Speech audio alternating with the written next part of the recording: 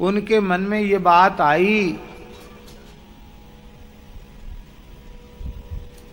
कि ये कैसा परब्रह्म परमात्मा जो ग्वाल बालों के मध्य बैठ करके उनकी जूठन खा रहा है। बड़े बड़े अमलात्मा विमलात्मा ऋषि शास्त्र मर्यादा में स्थित होकर, अत्यंत शौचाचार संपन्न होकर यज्ञीय चरु का निर्माण करते हैं, पुरोडास का निर्माण करते हैं। सभक्ति पुरोडास चरु को समर्पित करते हैं और वह परमात्मा प्रकट होकर के भोग नहीं लगाता। वो ये कैसा परमात्मा है जो सखान के बीच में बैठो भयो, लाला तेरी सौगंध है, मेरी मैया ने देख कैसी बढ़िया धुंगारी छाछ बनाई, तू पी के तो देख। तो बाकी पी भई जूठी छाछ। ठाकुर जी पी के कहे, अरे भैया ते सांची कहे तेरी मैया के हाथ में बड़ो स्वाद है। अरे कन्हैया मेरी मैया ने कढ़ी बनाए के भेजी है। ऐसी बात नहीं कि पहले ठाकुर जी को भोग लगा, पहले खुद खाए ले पी ले कढ़ी। अरे कन्हैया में तो सबरी है, पी गयो, अब तो नेकू नाए बची, पर तेरी सौगंध है बड़ी प्यारी, बहुत बढ़िया कढ़ी। ठाकुर जी बोले तेरे होठन पे तो, तेरी ठोड़ी पे तो कढ़ी लग रही ना, भाई ये मैं चाट के तो स्वाद ले लूंगा।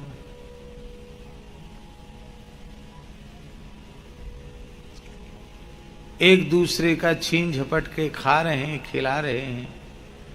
इस लीला को देखकर ब्रह्मा जी के मन में आया ये परमात्मा नहीं हो सकता, परीक्षा लेनी चाहिए। पहले ब्रह्मा जी ने बछड़ों को चुरा लिया और जब बछड़े वहां नहीं दिखाई पड़े तो ग्वाल वालों ने कहा देखो भैया बछड़ा कहाँ चले गए, हम तो पहले ही करे कि कछू बैठ के छा कारोगो और कछू बछड़ान ने संभारो। और यहाँ तो सभी के सब खाए हुए पीवे में मस्त है गए और हमारे बछड़ा बछिया पतो नहीं कहाँ को चले गए।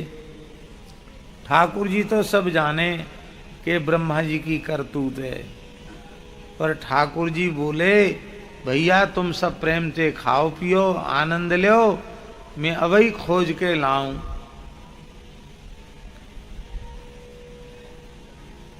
ठाकुर जी यही लिए गए कि मैं यहाँ बैठो रहूंगा तो ब्रह्मा जी बालकन की चोरी करवो चाह रहे हैं, वो ब्रह्मा जी चोरी कर नहीं सकेंगे। तो ठाकुर जी ने अवसर दियो।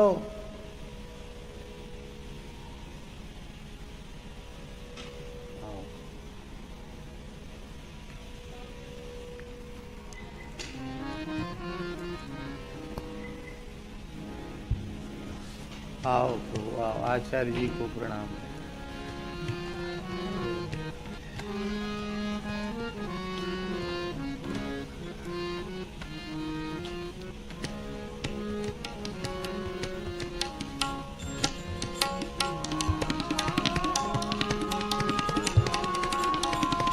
आपको नीचे बैठने में कष्ट होगा तो कुर्सी पर बैठ जाए।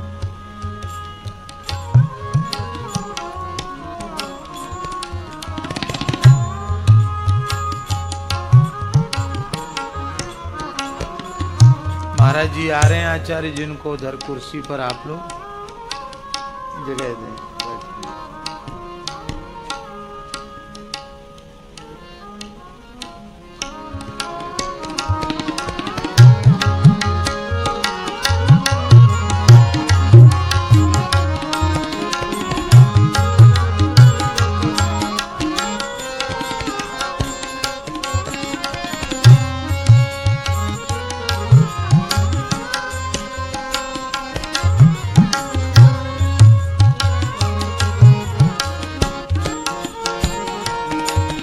ऊपर बैठ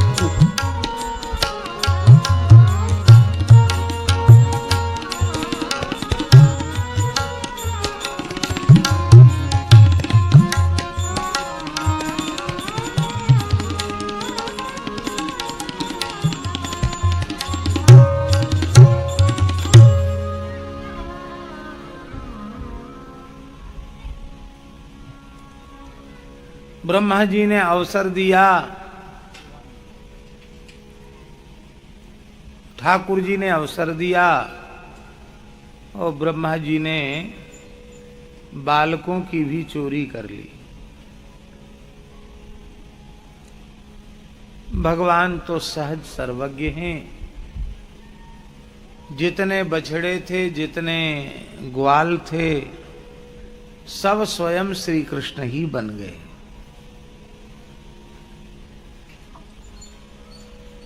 एक वर्ष तक भगवान ने ब्रज में बालकों के रूप में, बछड़ों के रूप में लीला की, गोपियों के मनोरथों को पूर्ण किया और गायों के मनोरथों को पूर्ण किया। गायों का मनोरथ था कि ठाकुर जी कबऊ कऊ पद्मा गैया के थन में मोहड़ो लगाए के दूध पिए। हमारो ऐसा सौभाग्य होएगो, कहा कि ठाकुर जी हमारे थन में मोहड़ो लगाए के दूध पिएंगे, तो अब तो ब्रज की जितनी गैया सबके बछड़ा ठाकुर जी है गए, तो सबको दूध ठाकुर जी ने पियो। यशोदा के सौभाग्य को दर्शन करके वात्सल्य भाव वाली गोपी मन में विचार करती, का कन्हैया हमारी गोद में को आवेगो, हमारो स्तन पान करेगो। कहा आज सबके बालक ठाकुर जी बन गए गोपियों के, और कोई गोपी ऐसी नहीं जिसका दूध ठाकुर जी ने न पिया हो।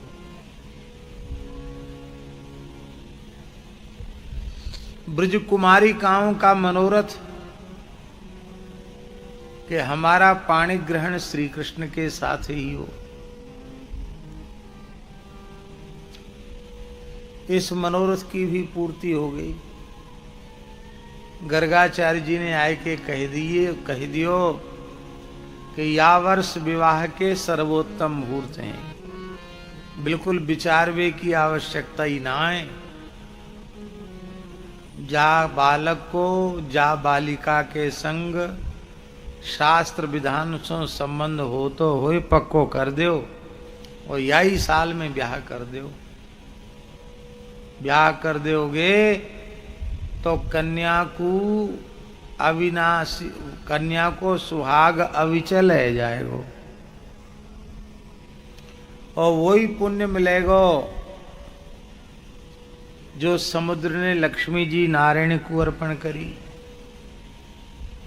जो हिमालय ने पार्वती शिव जी को अर्पित करी, जो जनक जी ने अपनी कन्या जानकी राम जी को अर्पित करी। तो जो लाभ मिले हो ना, वही लाभ तुम सबन को मिल जाएगा। ब्रजवासिन ने अपनी अपनी लालीन को विवाह ग्वालन के संग में कर दियो यथा योग्य। अब देखो भैया, असली जो ग्वाल वाल हैं वो तो ब्रह्मा जी ले गए।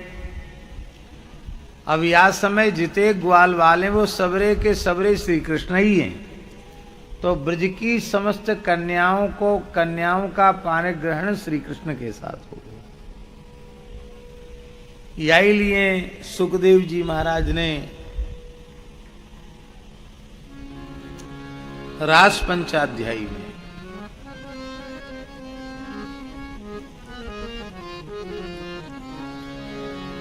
पादन्यासैर भुज विधुतिभिः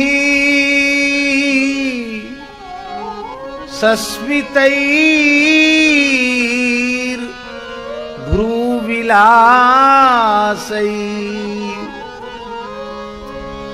भज्यन् मध्यैश्चलकुचपटैर कुण्डलैर्गण्डलोलैः शुद्ध्यन्मुख्यः कवररसना ग्रन्थयो कृष्णबद्ध्वा गायन्त्यस्तं तडित इवता मेघ चक्रे विरेजुहु। पूरे श्लोक का अर्थ नहीं करना, अवसर नहीं है, हमें केवल एक शब्द लेना, कृष्ण बद्ध्वा। उन ब्रजांगनाओं को कृष्ण की बधू कहा। कम पढ़ो लिखो व्यक्ति भी ये समझे कि बर कौनते कहें और बधू कौनते कहें।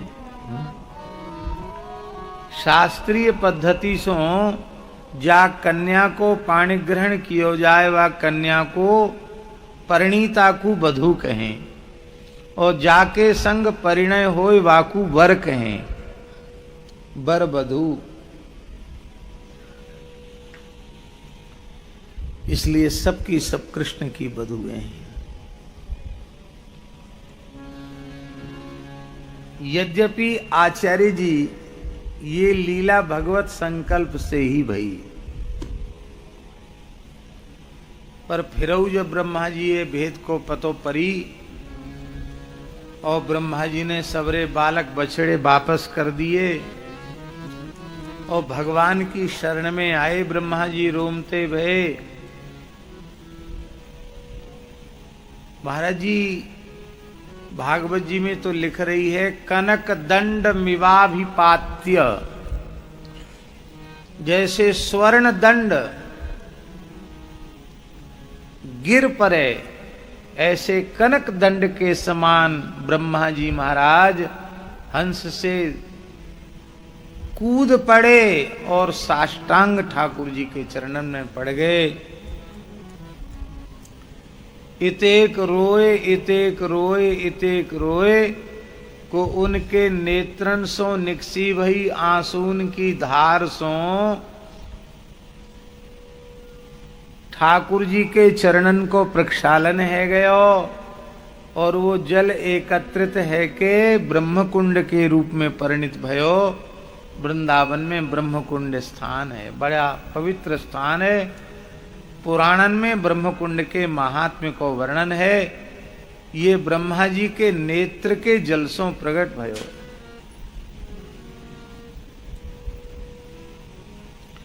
ब्रह्मा जी के प्रेमाश्रु जलसों श्री कृष्ण चरण कमल को प्रक्षालन भयो, और वो जल ब्रह्मकुंड है।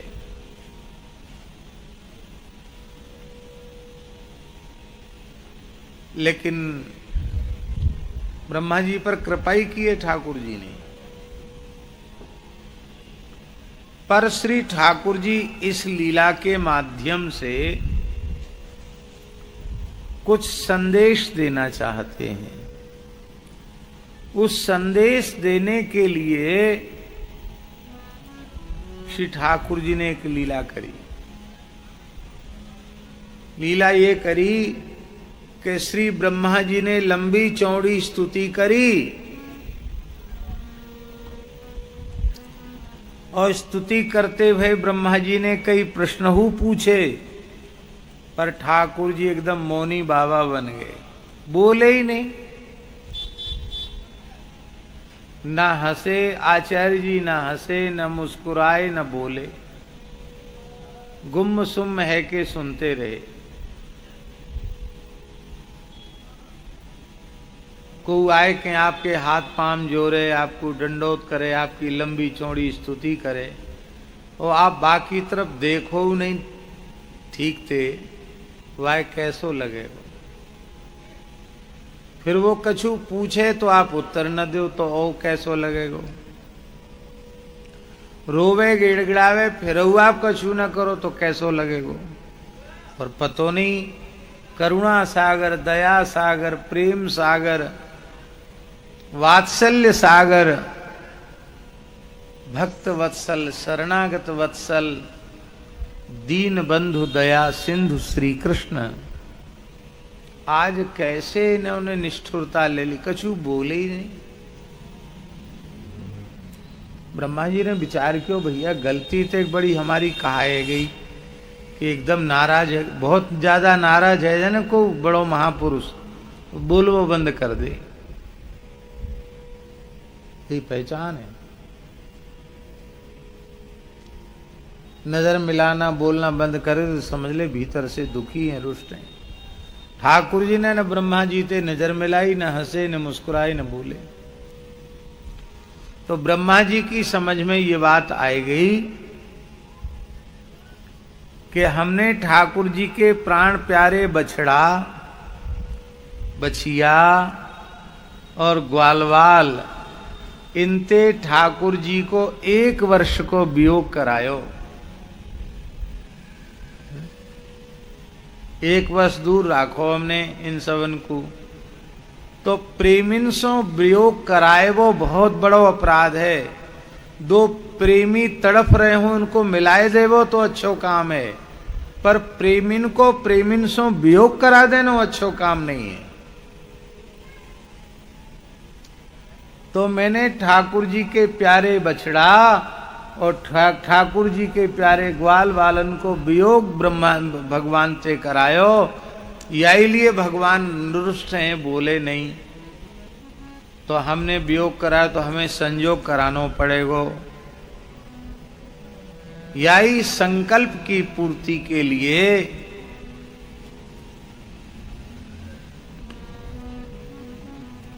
यही संकल्प की पूर्ति के लिए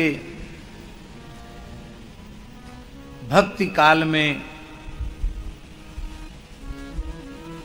श्री ब्रह्मा जी ने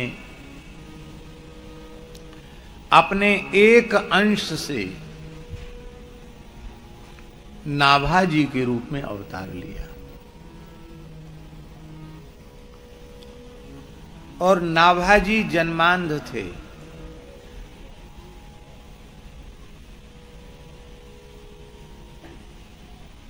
ऐसे अंधे नहीं थे, नेत्रों के चिन्ह ही नहीं थे, यहां से यहां तक सपाट। कई अंधे होते हैं उनकी आंख तो खुलती है, दिखता नहीं है, पर उनके तो नेत्र के चिन्ह तक नहीं थे, यहां से यहां तक सपाट चर्म था।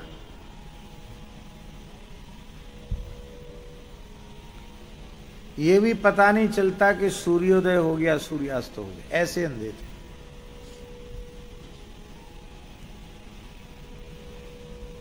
कहां जन्म हुआ नाभा जी का?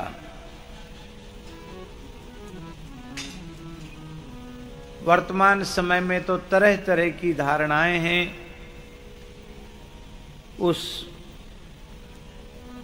उन सब बातों में हमको पढ़ना नहीं है। हम तो जिस ग्रंथ की कथा कह रहे हैं उसके टीकाकार के प्रमाण का आश्रय लेकर निवेदन कर रहे हैं। प्रियादास जी ने लिखा है,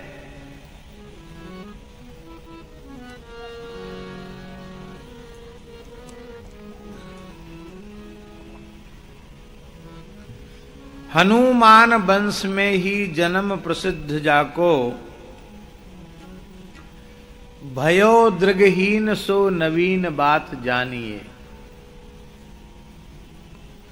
हनुमान वंश में ही जन्म प्रसिद्ध जाको, हनुमान वंश में जन्म हुआ। आप सबके मन में आ रही होगी कि का उटपटांग बोल रहे हैं। हनुमान जी नैष्ठिक ऊर्ध्वरेता ब्रह्मचारी, हनुमान जी को वंश कब चल गए हो जो हनुमान वंश? आपने कहीं सुना हनुमान वंश? भाई सच्ची सच्ची बात बताओ। सूर्य वंश, चंद्र वंश, विप्र वंश, ये तो सब आपने सुने होंगे। हनुमान वंश सुना आपने कभी कहीं? नहीं सुना। फिर आज से लगभग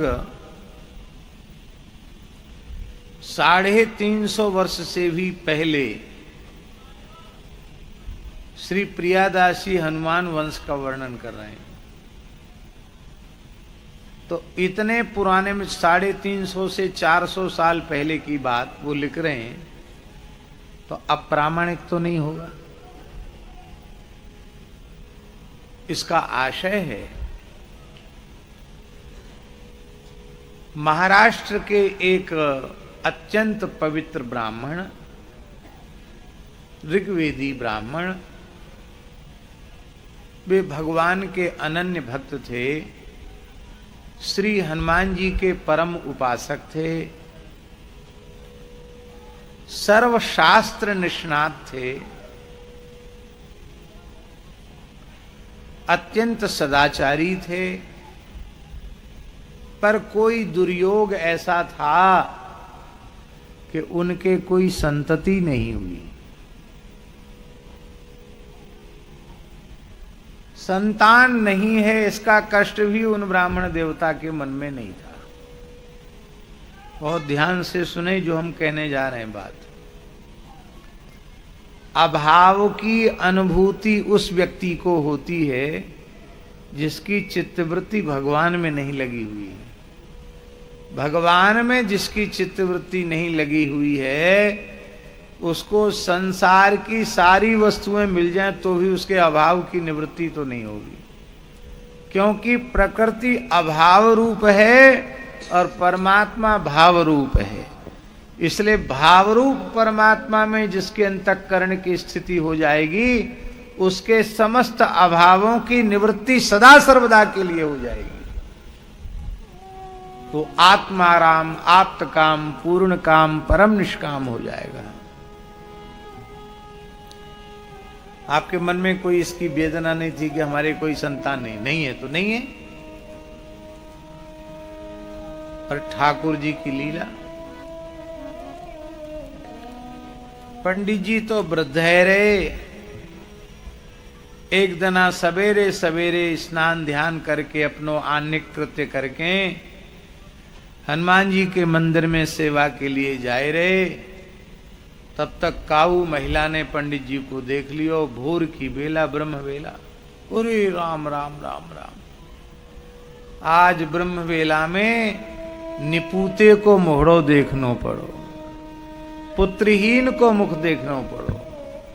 पतो नहीं आज को दिन कैसो हो जाए। वो कभी कभी कोई बात लग जाती है। तो उन पंडित जी को बात लग गई कि हम इतने बुरे है गए पुत्र न होने के कारण कि हमारा मुंह देख करके लोग अशुभ मानते हैं, असगुन मानते हैं। बड़े दुखी हो गए।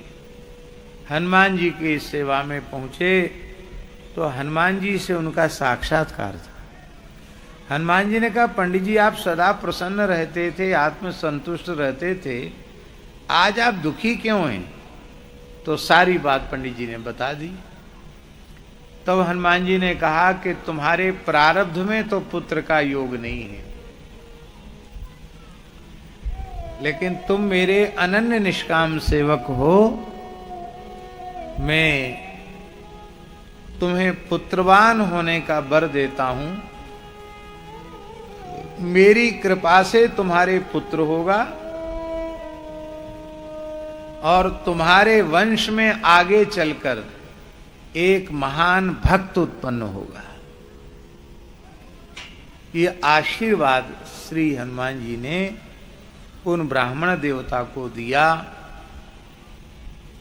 तो हनुमान जी की कृपा से उस ब्राह्मण का वंश चला, इसलिए उस वंश को हनुमान वंश कहने लगे। हनुमान जी, अरे भैया बुढ़ापे में लाला भयो, कैसे भयो? बोले हनुमान जी की, ये तो हनुमान जी की दयाते वंश चलो। तो हनुमान जी की कृपा से, हनुमान जी के आशीर्वाद से वंश चलने के कारण उसको हनुमान वंश कहा जाने लगा। और उसी वंश में श्री नाभाजी प्रकट हुए। जब इनका जन्म हुआ उस समय घोर अकाल था। जब ये मात्र 5 वर्ष के थे उस समय इनके यहाँ घोर अकाल पड़ा। भीषण अकाल के कारण पशु पक्षी भी प्राण त्यागने लगे, देश वीरान होने लग गया। उसी समय आपके पिताजी भी भगवत धाम प्रयाण कर गए और अपने एकमात्र पुत्र जो जन्मांध है उसकी रक्षा के लिए माता, विचार माता ने किया कि चलें कहीं आगे चलें जहां सुभिक्ष हो, वहां मेरा और मेरे पुत्र का पालन हो जाएगा। माता आगे बढ़ी कि माता भी मार्ग में घनघोर वन में पंचत्व को प्राप्त हो गई। मां की भी मृत्यु हो गई। अब अकेला 5 वर्ष का बालक जंगल में बैठा हुआ है। महापुरुषों का जीवन होता बड़ा विचित्र है, बड़ा विलक्षण जीवन होता। तुलसीदास जी का जीवन देखो, बाल्यकाल कितना संघर्षमय है, कितना कष्टमय है। ऐसी नाभाजी का बाल्यकाल देखो, पिताजी का सुख, पिताजी चले गए, छोड़ के अकाल आंच माता बन छोड़ गई। वन छोड़ गई का यह अर्थ करना ठीक नहीं कि वो वन में छोड़ के चली गई। भला अपनी माँ अपने एकमात्र पुत्र को, जिसके पालन के लिए वो अन्यत्र कहीं जाना चाहती, वो छोड़ के जंगल में कैसे जा सकती है? वन छोड़ गई, कहां गई? भगवान के पास चली गई, उसकी भी मृत्यु हो गई। उस समय की बात है आचार्य जी, हरिद्वार का कुंभ था और उस कुंभ में भारतवर्ष के सभी साधु संत स्नान करके पुण्य लाभ करके अपने अपने मठों की ओर जा रहे थे। और उसी समय रामानंद संप्रदाय के 2 महान रसिक सिद्ध संत श्री स्वामी कील देवाचार्य जी महाराज और श्री स्वामी अग्रदेवाचार्य जी महाराज, ये दोनों गुरु भाई और दोनों श्री कृष्णदास पयोहारी जी महाराज के शिष्य, ये भी कुंभ स्नान के लिए आए थे और योग बल से ही वहां पहुंचे थे और स्नान करके योग बल से ही लौट करके पुनः राजस्थान गलता जा रहे थे। गलता पीठ जहां है, गालवाश्रम, गलता पीठ जा रहे थे। तो इन दोनों महापुरुषों ने मार्ग में एक बालक को देखा तो करुणा उत्पन्न हुई और वे जो आकाश गमन कर रहे थे दोनों सिद्ध, वे नीचे उतरे और उन्होंने बालक से पूछा कि बालक, तुम्हारा क्या नाम है? अब ये बालक सामान्य बालक तो है नहीं, ब्रह्मा जी के ही अंशावतार हैं। तो उस 5 वर्ष के बालक ने कहा कि यदि आप हमारा नाम पूछ रहे हैं तो किस दृष्टि से पूछ रहे हैं, पहले तो यह बतावें। यह शरीर पृथ्वी जल तेज वायु आकाश पंचभूतों से बना हुआ है, तो एक किसी से बना हुआ हो तो मैं उसका नाम बता दूं आपको। अब पंचभूतों से बने हुए शरीर का क्या नाम बताऊं? यदि आप धातुओं के भाव से पूछ रहे हैं तो रक्त मज्जा वसा अस्थि मेदा मांस शुक्र आदि 7 धातुओं से बना है, तो एक से होता तो उसका नाम बता देता। तो मैं 5 का नाम बताऊं कि 7 का नाम बताऊं? और यदि इसका और विस्तार किया जाए तो तत्वों का चिंतन करने पर 25 तत्वों का ये देह बना हुआ है, तो एक का बना होता तो नाम बताते, 25 में से किसका नाम बता दूं? तो भगवान, मैं अपना नाम स्वयं नहीं जानता, क्योंकि मैं अपने स्वरूप को भूला हुआ जीव हूं। संसार के जो नाम रूप हैं वे परिवर्तनशील होने के कारण मिथ्या हैं। वाह! तो तुम्हारा पिता कौन है? संतों ने पूछा। तो उस 5 वर्ष के बालक ने कहा कि जो सबका पिता है वही हमारा भी पिता है।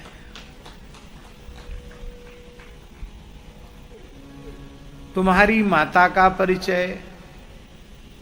बोले जो सबकी माता है, सबका पालन पोषण करता है परमात्मा, वही हमारी माता है।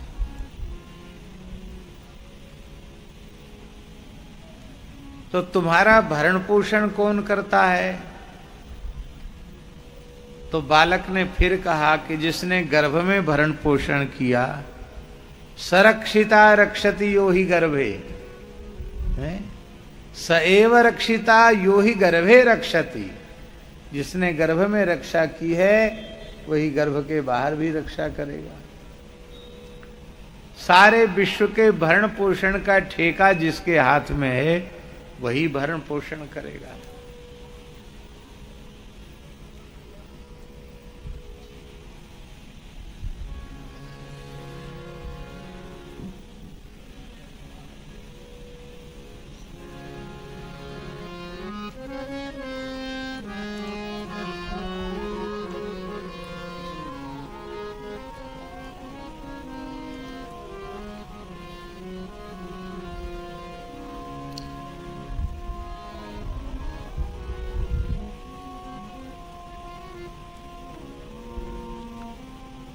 समझ गए ये सर्वथा असामान्य बालक है।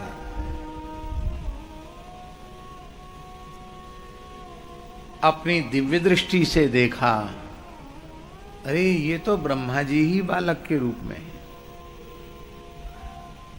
अपने पूर्व जन्म के किए हुए भगवद अपराध का प्रायश्चित्त करने के लिए जन्मांध होकर प्रकट हुए हैं। कहते हैं ना, कोई आंख वाला व्यक्ति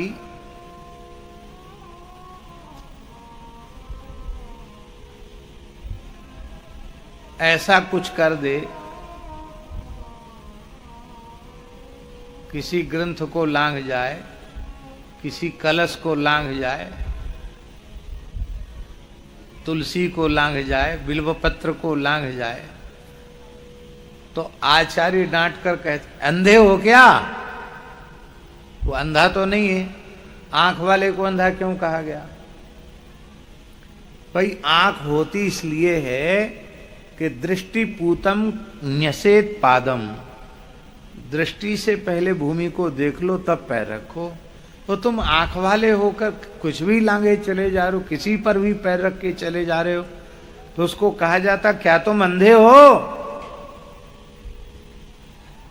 तो तेने ब्रह्म हृदय आदि कवये मुह्यन्त यत् सूरयः, जिनको मैंने हृदय के संकल्प से वेद ज्ञान प्रदान किया, वो वेद ज्ञान संपन्न ब्रह्मा जी सामान्य अज्ञानियों की तरह अंधे की तरह लीला कर रहे हैं।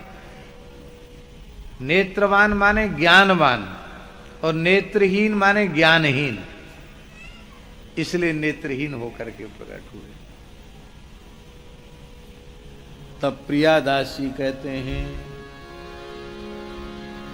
बड़े सिद्ध जल ले कमंडल सो सींचे, नैन बड़े सिद्ध जल ले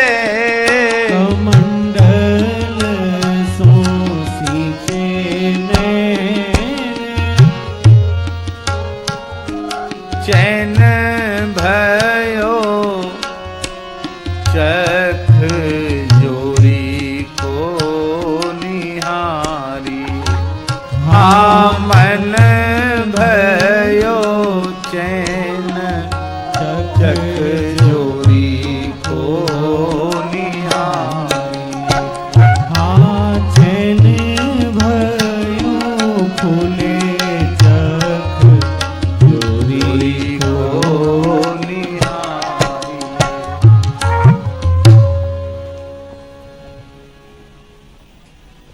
कमंडल से हाथ में जल लिया। गंगा जल तो था ही उनके कमंडल में, हरिद्वार कुंभ स्नान करके आ रहे थे, गंगा जल लिया और श्री राम तारक षडक्षर मंत्र आज का मन ही मन उच्चारण करके जैसे ही नेत्रों पर सिंचन किया कि खुले चख, चख माने चक्षु, चक्षु खुल गए, बड़े बड़े कमल के समान सुंदर विशाल नेत्र प्रकट हुए। भैया दृष्टि देने का काम संतों का ही है, गुरुदेव का ही है। अज्ञानान्धस्य लोकस्य ज्ञानाञ्जनशलाकया चक्षुरुन्मीलितं येन तस्मै श्री गुरवे नमः। आज नेत्र खुल गए, और जब नेत्र खुल गए नाभाजी के, तो उन्होंने संतों के चरणों में साष्टांग प्रणाम किया। कृपा पूर्वक अपने साथ ले लिया उस बालक को, और गलता में ला करके बालक का विधिवत उपनयन संस्कार किया। कुछ काल अपने निकट रख करके फिर संस्कारवान बालक को विधिवत चतुर्थ आश्रम की दीक्षा प्रदान कर दी, और उस बालक का नाम नारायण दास रखा। अब देखिए,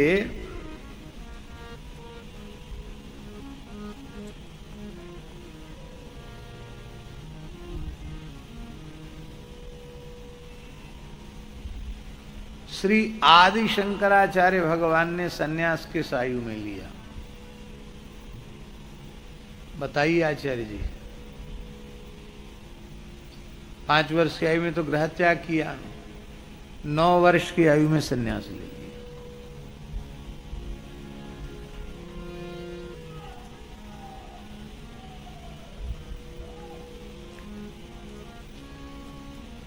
ईमानदारी से सोचो, 9 वर्ष की आयु सन्यास की अवस्था है क्या?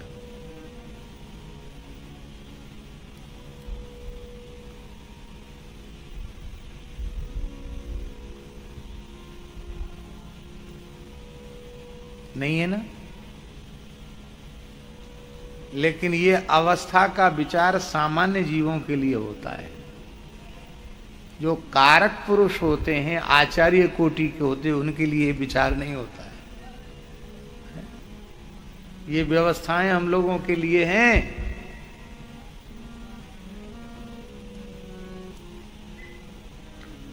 इसलिए वैराग्यवान पुरुष तो जन्म से ही अधिकारी। अरे आपको लगता 5 वर्ष और 9 वर्ष आपको बहुत बड़ी बात लगती है। सुखदेव जी को देख लो। यम प्रव्रजंत मनुपेतमपेत कृत्यं द्वैपायनो विरह कातर आजुहाव पुत्रेति तन्मयतया तरवो विनेदुस्तम सर्वभूत हृदयम मुनिमानतोस्मि। नालो छेदन तक नहीं हुआ और सन्यास ले लिया। बताइए, इसको कहते हैं विद्वत सन्यास। सन्यास के 2 भेद हैं, विविदिशा और विद्वत। विविदिशा सन्यास की विधि है, विद्वत सन्यास तो लिया नहीं जाता, हो जाता है। बोलो भक्तवत्सल भगवान की जय। वहीं विराजो कुर्सी पे।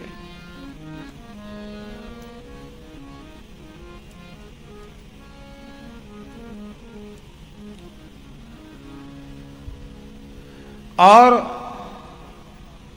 नाभाजी को संत सेवा में लगा दिया।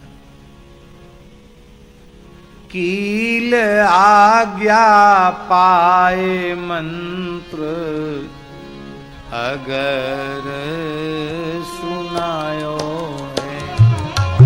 कील आज्ञा पाए मंत्र अगर सुनायो है। कील आज्ञा पाए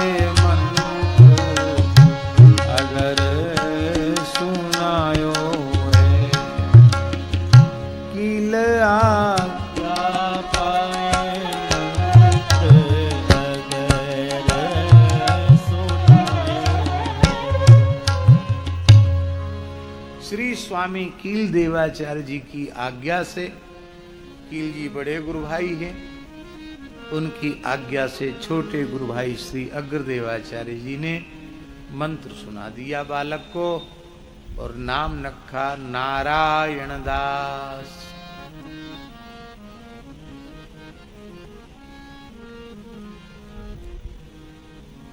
नाभाजी की जयंती पंजाब में तो पता नहीं कब होती है, हमें पता नहीं है, लेकिन संतों में नाभाजी की जयंती बसंत पंचमी की होती है। वसंत पंचमी को उनका यज्ञोपवीत हुआ और बसंत पंचमी को ही उनकी मंत्र दीक्षा हुई। तो वो जन्म तो पता नहीं, 5 वर्ष के थे पिताजी पहले पधार गए, माता भी अकाल में पधार गई, अनाथ बालक के रूप में मिले हैं। तो मूल उनके शरीर के जन्म की तिथि तो किसी को पता नहीं, किंतु जिस दिन दीक्षा ग्रहण होती है, सन्यास की दीक्षा, उस दिन भी जयंती मानी जाती है। इसलिए संतों की दीक्षा दिवस को भी, चतुर्थाश्रम की दीक्षा दिवस को भी उनकी जयंती के रूप में मनाया जाता है। इसलिए नाभाजी की जयंती बसंत पंचमी को मानी जाती है। इसी बीच में श्री जानकी जी ने प्रकट होकर श्री स्वामी अग्रदेवाचार्य जी महाराज को आज्ञा दी कि अब आप रेवासा विराजो और वहां मेरी नित्य विलास लीला का अनुभव करो, वहीं से रसभक्ति की धारा बहाओ। और श्री अग्रदेवाचार्य जी महाराज, ये कथाएं तो बहुत विस्तृत हैं, हम सूत्रात्मक शैली में कह रहे हैं। गलता से श्री स्वामी अग्रदेवाचार्य जी महाराज अपने पूज्य गुरुदेव कृष्णदास जी पैहरी जी महाराज के सेव्य ठाकुर श्री जानकी नाथ जी को लेकर लगभग 200 गौ माताओं को लेकर कुछ संतों के सहित रेवासा, जहां आजकल है, इस रेवासा की धरती पर आकर अग्रदेवाचार्य जी विराजे। जिस काल में रेवासा में अग्रदेवाचार्य जी महाराज पधारे, उस काल में रेवासा में बंजारे बहुत बड़ी संख्या में थे। बंजारे होते हैं ना राजस्थान में, और माहेश्वरी वैश्य थे वहां उस नगर में, व्यापारी काबरा समुदाय के वैश्य थे। और लाख का काम करने वाले लखेरे थे।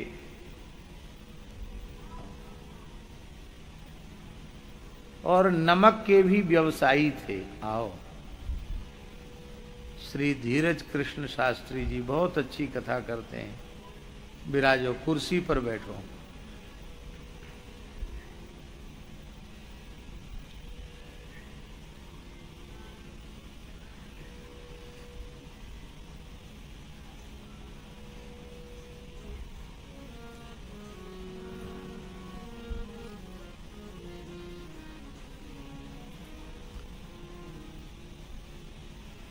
लखेरे, बंजारे, नमक के व्यापारी, ये सब वहां थे। ब्राह्मणों का भी कुछ निवास था, क्षत्रिय भी थे, पर व्यवसायी रूप में ज्यादातर बस्ती इन लोगों की थी। और वहां